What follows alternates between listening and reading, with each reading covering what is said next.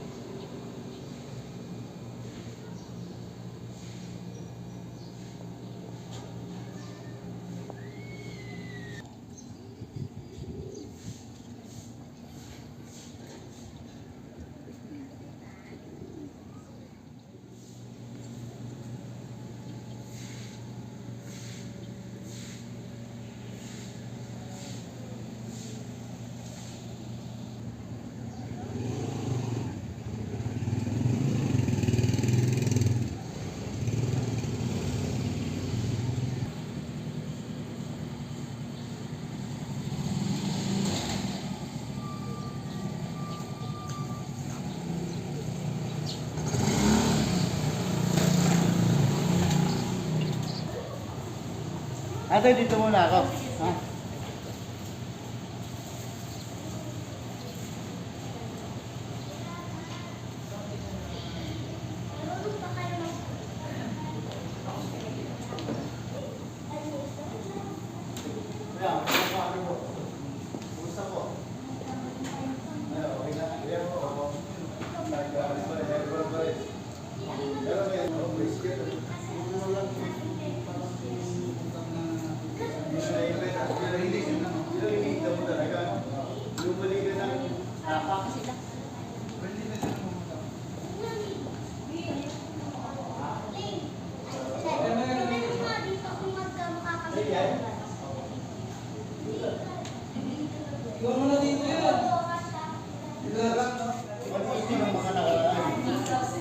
Yung ako 100, ano na eh. Problema na itulugan. Kami mga staff, nakatenta kami. Wala kami sa room. Oy, ate. Kumusta ang Boracay getaway mo? Ay, good morning po. Ate Ili, good morning. Salamat po. Kasama si Nilo. Ano po ba kwento? Bakit ka pa? Una ko talaga sila sa tulog.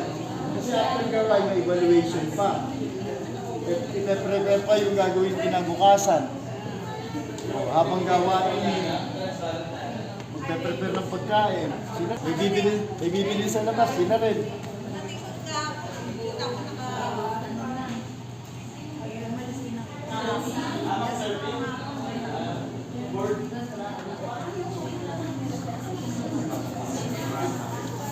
Dapat pwede tayo.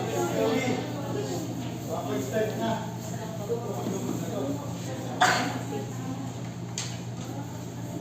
Ano po mga kapatid? Tama, ano yan? Wala kayo.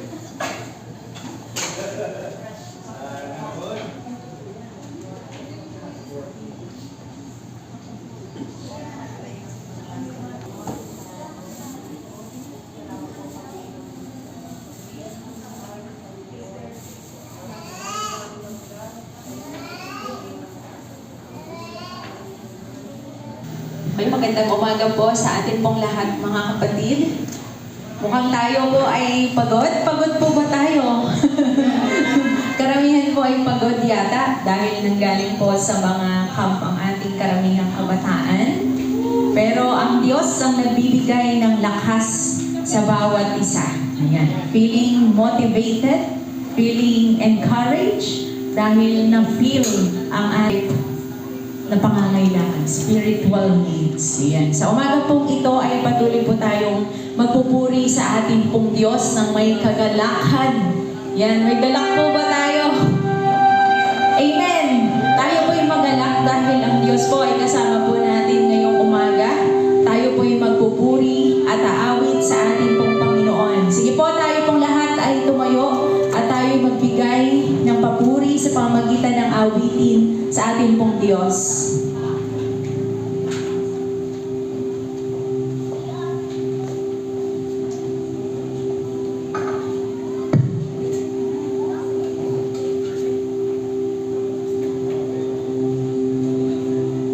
Yan, isang magandang umaga po sa ating lahat. Bilang panimulan po, tayo po'y umawit.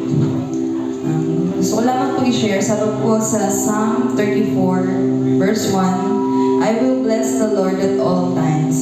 His praise shall continually be in my mouth. So, patuloy po tayong umawit, patuloy natin i-bless ang ating Panginoon sa pamamagitan ng ating mga boses, ng ating mga tinig.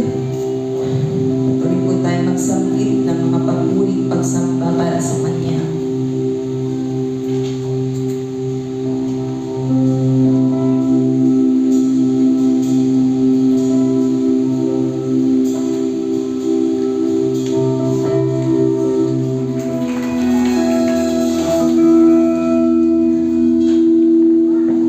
Okay, maraming salamat po. Makakaupo na po kayo, mga kapatid. Ang sasamba sa Ama, sa Espiritu at sa katotohanan, universal worship, na fulfilled na po ito. Hindi lang mo sa interview nagkakaroon ng pagsamba. Amen po ba? Sa kalaganapan ng Pilipinas, sa kalaganapan ng Metro Manila, mga liblib na lugar, nagaganap po ang pagsamba. Sa denominasyon na lamang po ng IRM, sabay-sabay po tayong nananambahan. Amen po ba? May mga pagsamba sa Pilipinas, may pagsamba po sa iba't ibang mga bansa, sa iba't ibang mga lugar, mga Hudyo, mga Israelita. Ang pwedeng sumama sa Diyos. Salamat po sa Panginoon. Pagkakataon na tayo po ay makasamba sa Diyos. Pangalawa po, corporate worship. Vision. Ano po? Na ginagawa po natin every Sunday. Ang tawag po dito ay corporate worship. Tayo po ay sumasamba sa Diyos, umaawit, sumasayaw, dinadakila po natin ang Panginoon. Tamin po natin ang presensya ng Diyos.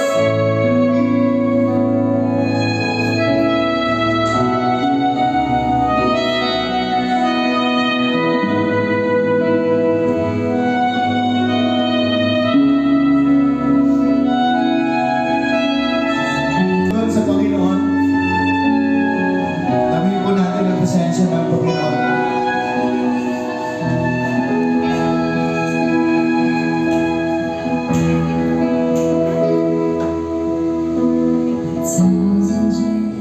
Palakpakan po natin ang Panginoon. Hindi po, manatili po tayo sa pagkakatayo. Meron po tayong second set ng praise and worship. Muli po, isang magandang umaga po sa ating lahat. Isang malakas na palakpak para sa ating Panginoon po ng ating tema ngayong worship through music. Ito po ay limitless and boundless worship. So, tunay nga na walang katulad, walang humpay ang pagpuri at pagsamba sa ating Panginoon. Amen po ba? Amen. So, sabay-sabay po tayong sumigaw ng hallelujah sa ating tunay at nag-iisang Diyos. Amen. So, patuloy po tayo umawit at sumamba.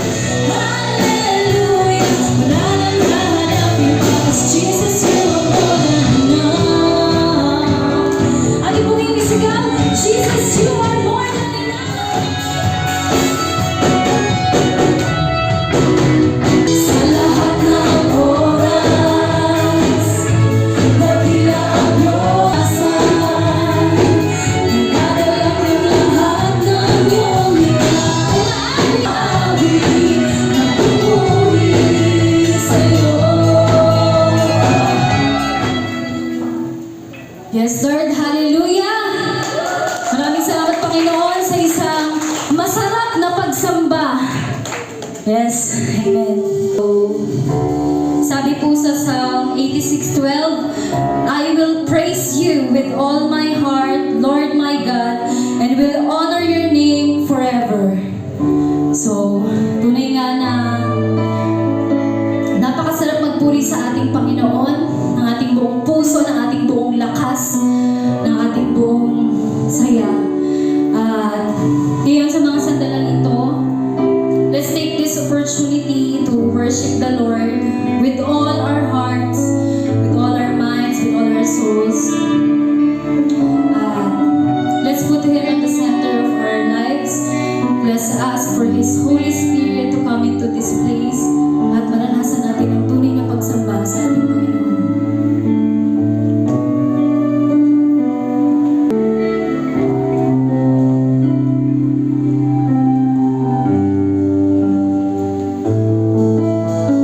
This is my desire to honor you.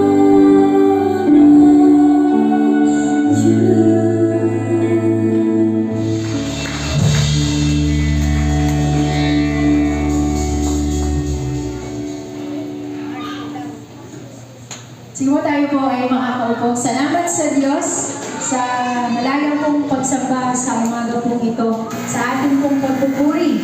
Tunay nga po na our Lord is great. At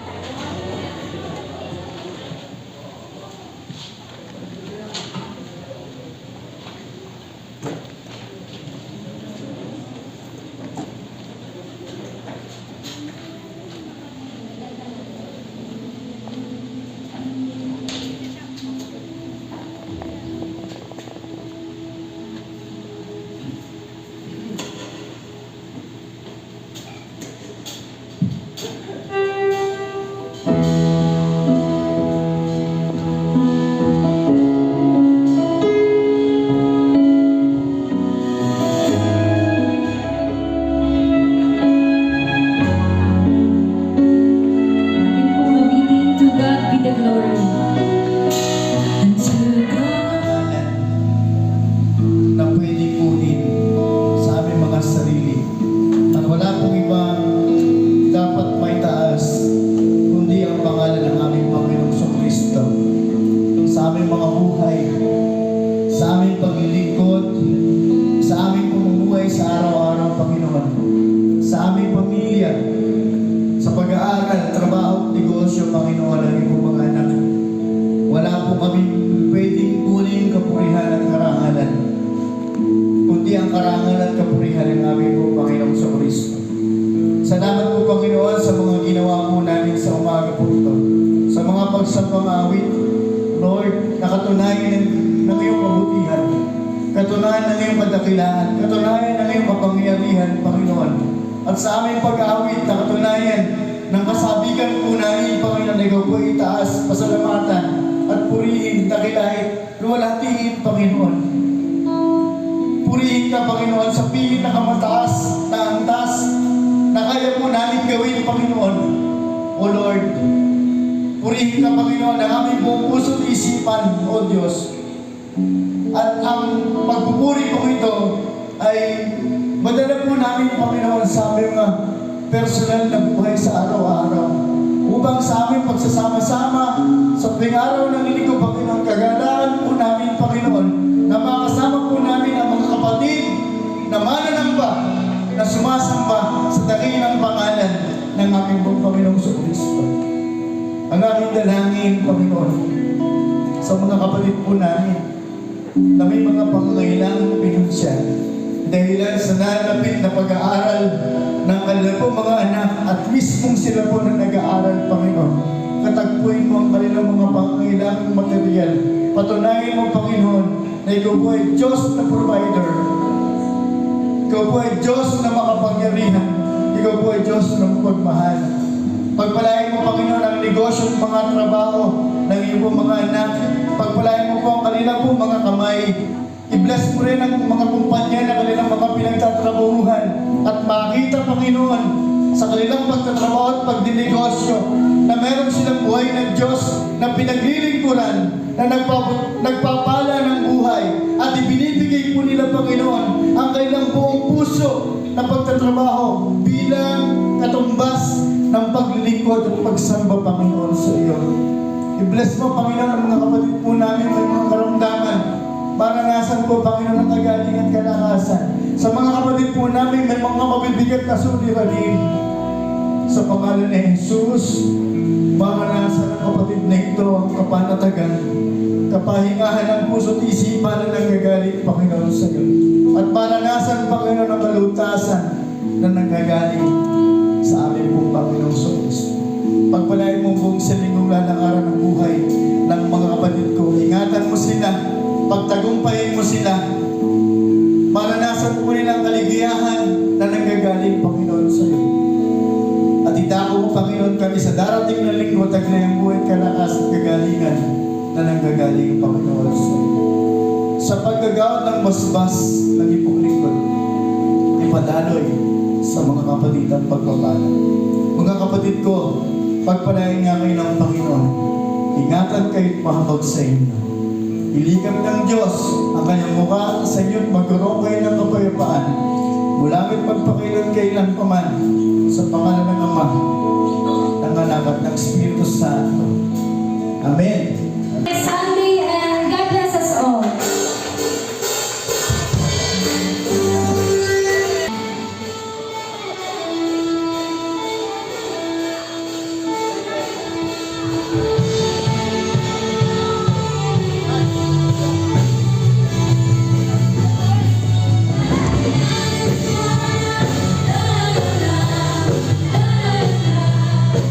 Yung mga katambay, katapos na ang aming church. So, ayun. Yun. Dito na ako magpapaalam. Oras pala natin ay 11:20 na ng tanghalian.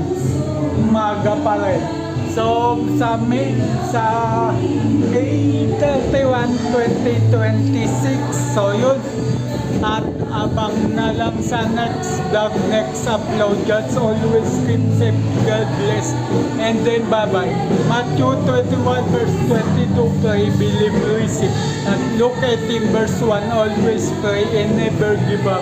Yung sa Luke 18 verse 1, always pray and never give up.